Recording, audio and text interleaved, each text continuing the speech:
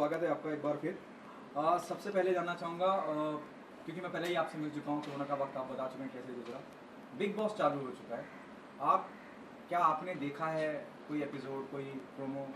आप क्या कहना चाहेंगे? मैंने देखा प्रीवियर भी और बाद में भी एपिसोड जो है वो सब देखे।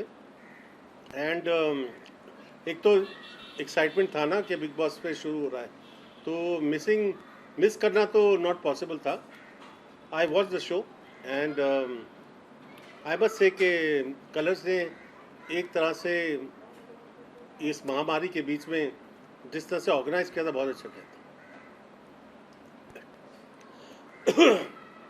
तो आई फील दैट दो public the audience was missing, और ऑडियंस का वो जो कैमरा मूवमेंट्स थे वो सब मिसिंग थे। वो गैग्स टेलीविजन में होते हैं, तो मगर उसके बावजूद they held on to the interest of the people.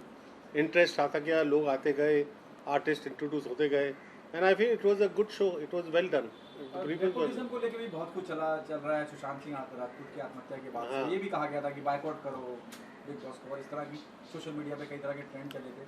उस पर क्या कहना चाहेंगे? बेवकूफ़ियाँ हैं।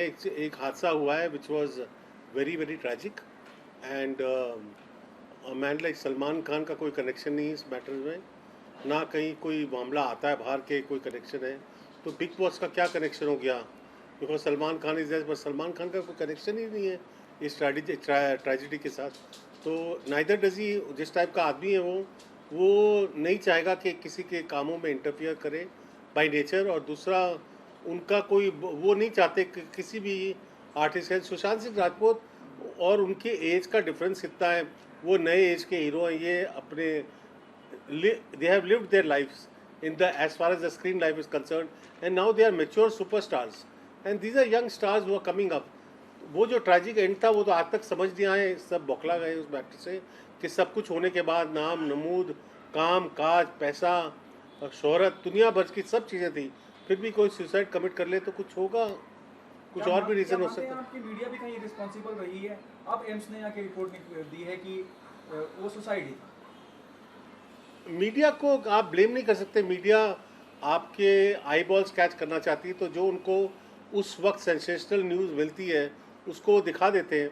और उनका ये कहना था कि अगर सबसे बड़ी एंगर की बात ये थी कि जो लोग उसके आसपास थे उनका क्या रोल था इस सुसाइड में। ये ऐसे क्या, how do you come to a stage where you feel कि you can not be helped and a man like him, ऐसा क्या उसके आसपास माहौल था जिसमें उनको ऐसा लगा कि उनके लिए कोई हेल्प है ही नहीं, कहीं वो रीच आउट क्यों नहीं कर सके किसी को? और ऐसे लोग कौन थे जो इनके साथ थे?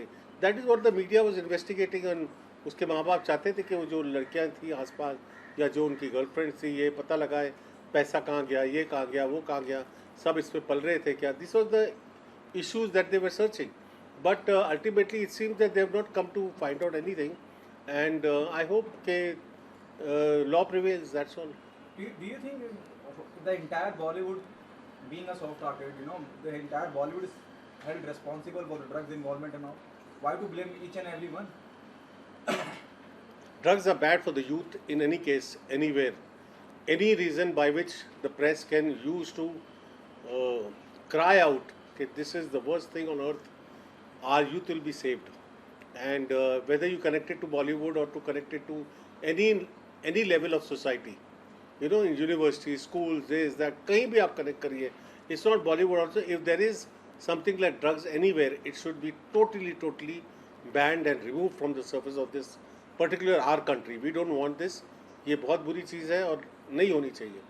और अच्छा है कि किसी बात के रीज़न पे ये फोर फ्रंट पे आई है बात, और ड्रग एनफोर्समेंट एजेंसीज अब काम कर रही हैं, और उससे बहुत बड़ा धक्का पड़ा है लोगों को, और बच्चे बच जाएंगे इस चक्कर में। And that is good news, whether it's coming from Bollywood और कमिंग फ्रॉम एनीवेयर। बाहर तो निकली ना बात, आज तक ड्रग्स की बातें कहाँ आती थी पेपर्स में? पिक्चरों में दिखाया जाता था कि कोई पिक्चर आ गई ड्रग्स की, अब तो फ्रंट पेज न्यूज़ है ना, ड्रग्स ड्रग्स ड्रग्स ड्रग्स। तो उससे एक चीज़ तो फ़ायदा होगा ना कि माँ बाप थोड़ा अवेयर हो जाएंगे, बच्चे थोड़े अवेयर हो जाएंगे, स्कूल टीचर्स, प्रोफेसर्स और जो बड़े बड़े बॉलीवुड लोग हैं जानेंगे कि ये जो कर रहे हैं कोई किसी ने भी किया हो is not right for the younger generation to observe. वो अगर ऑब्जर्व कर रहे हैं ये चीज़ें, उनके एल्डर्स कर रहे हैं तो ये भी करेंगे, बच्चे भी करेंगे।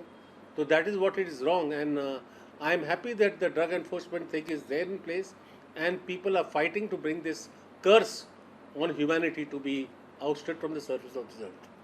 अब सर एज यू सेड कि आपने बिग बॉस आप देख रहे हैं, निगाह बनाए रखी है, आपको क्या लग रहा है इस बार का जो कॉन्सेप्ट है सिद्धार्थ शुक्ला और गौहर इन सबको लाना, क्या जस्टिफिकेशन है, क्या एक्चुअली आप सब में से आज ये काफ़ी इंटरव्यूज में सबने पूछा क्या है कि बिग बॉस 13 बहुत हावी हो गया था हाँ और बिग बॉस 13 इतना हावी हो गया है कि उनका सीजन का बेस्ट सीजन बिग बॉस 13 है.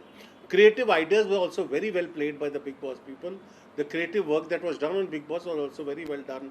Camera work, artists और जो लोग अंदर थे, they were exceptional. They were actually exceptional human beings.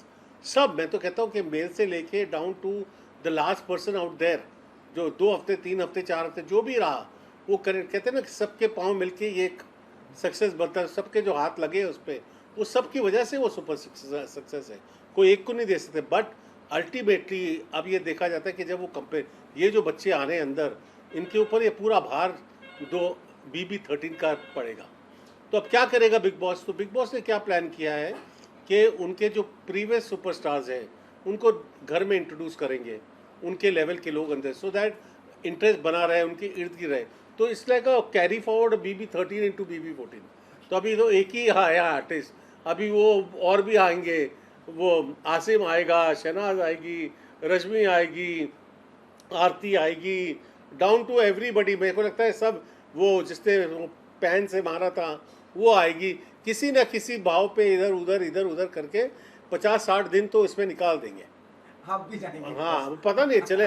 मैंने तो बोला कि मुझे बैंड लीडर बना दो. जो गाना गाने जाते हैं ना, कभी कोई इवेंट होता है जहाँ गाना गाने आते हैं तो मैं बैंड लीडर बन के गाने वाने गा दूंगा उधर. तो that is what I was doing. Let's do it on a band. If they call me I definitely go.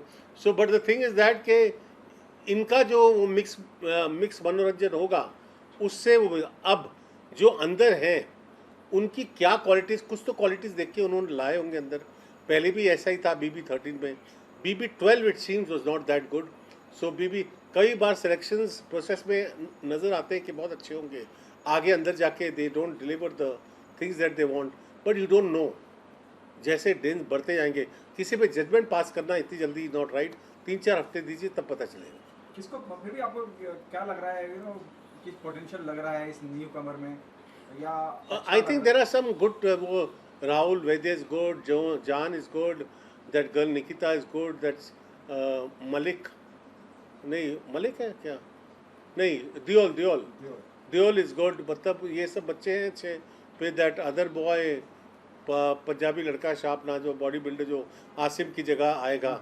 मतलब उन्होंने क्या किया है कि उन्होंने क्या किया है कि वो कैलिब्रेट किया कि ये इसके लिए ये इसके लिए ये इसके. अब सिद्धार्थ शुक्ला के लिए कोई नहीं तो सिद्धार्थ शुक्ला ही अंदर आ गया. तो Siddharth Shukla is already inside the show. अब वो एक लड़का का कॉन्फ्रंटेशन है, वो उसके साथ झगड़ा हो रहा है दोनों का. वो थोड़ा हाइट का छोटा है, वो टीवी का एक्टर है वेल नोन. क्या नाम है, Ejaz. So he is there in the show also. मैंने सुना इनका और सिद्धार्थ का झगड़ा दिखाने वाले हैं आज, ऐसा कुछ है. तो they are keep see try to understand. Bigg Boss का घर नाम वो अपनी स्टोरीज फॉलो करेगा. राहुल वैद्य का लव अफेयर शुरू होने वाला है, उसको फॉलो करें. धीरे धीरे वो ऑडियंस को इन्वॉल्व करेंगे. टीवी को वो जानते हैं बहुत अच्छी तरह, और वो जानते किस तरह से अपने श्रोताओं के साथ प्ले करें. जो देख रहे हैं लोग उनको किस तरह से इन्वॉल्व करें. अभी नए कैरेक्टर्स आए उनके साथ आप मिलते अब मुझे नाम तो याद आ रहे हैं, मुझे चेहरे तो याद आ रहे हैं. ऐसे लोग कनेक्ट होना शुरू होंगे. जब कनेक्ट होंगे तो उनके साथ कहानियाँ बनेंगी. फिर धीरे धीरे से ये पुराने फेसेस एलिब्रेट करेंगे और 50-60 दिन वो इनको ही रन करेंगे. अबू जी आप बिल्कुल इस तरह से कह रहे हैं कि जो किरदार पहले थे आपके वक्त में थे उन्हीं किरदारों को नए चेहरे दिए जा रहे हैं कि आप ये प्ले करेंगे, आप ये प्ले करेंगे. उनको बताते नहीं है कुछ. ये सब गेम ये ऊपर खेलते हैं कि ये लड़का इस स्लॉट में फिट होता है. अब क्या होता है उस शो में जो स्लॉट्स क्रिएट किए गए थे वो स्लॉट्स थे ही नहीं. सब अपने ऐसे ब्लाइंड मैन बप पे गए थे.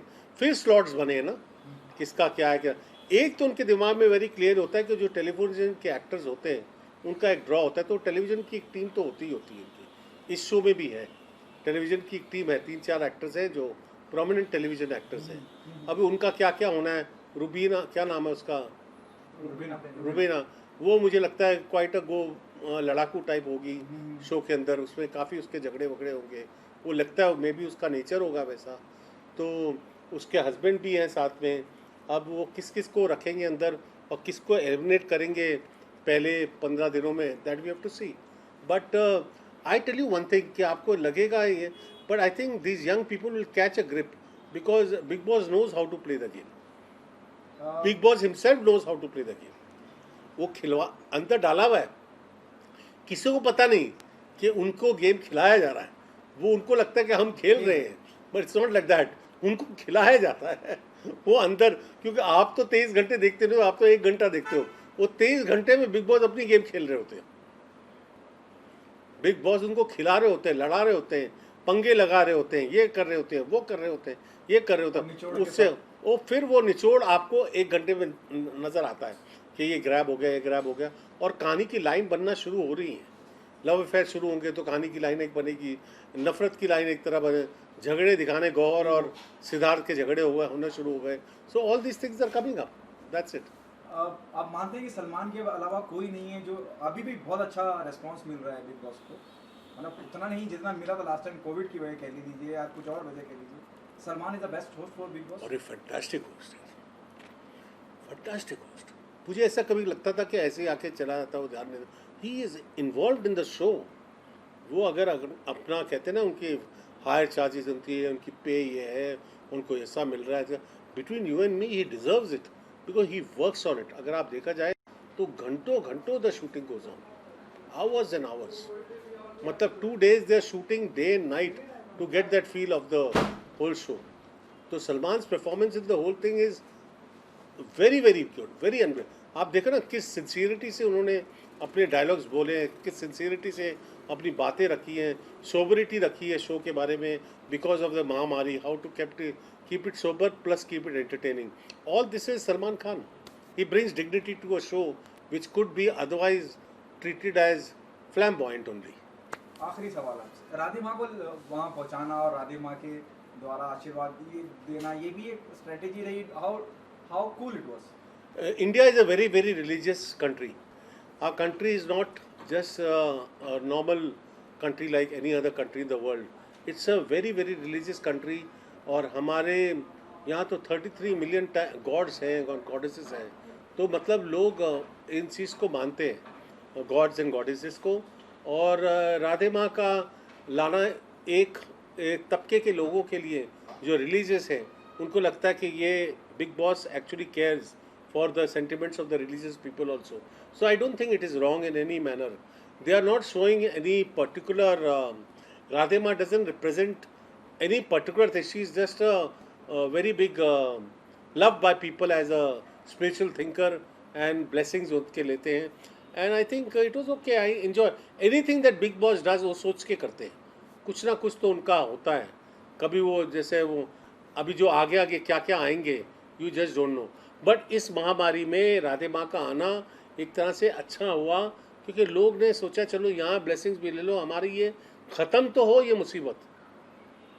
बिग बॉस का शुरू होना एक तरह से लोगों के दिमाग में ये भी डालना है कि भाई ये महामारी अब ख़त्म हो रही है, दिवाली आ रही है सामने, नवरात्रि शुरू होने वाली है 17-18 तारीख को।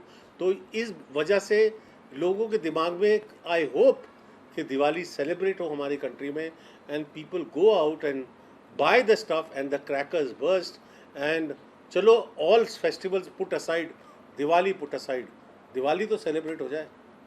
That is what my wishes are, and I pray to God and pray to everybody and do all the way, just pray that we celebrate our Diwali by keeping fit, fine and healthy, and nobody falls sick, and nobody, God forbid, that illness stays in anybody's house and it goes away.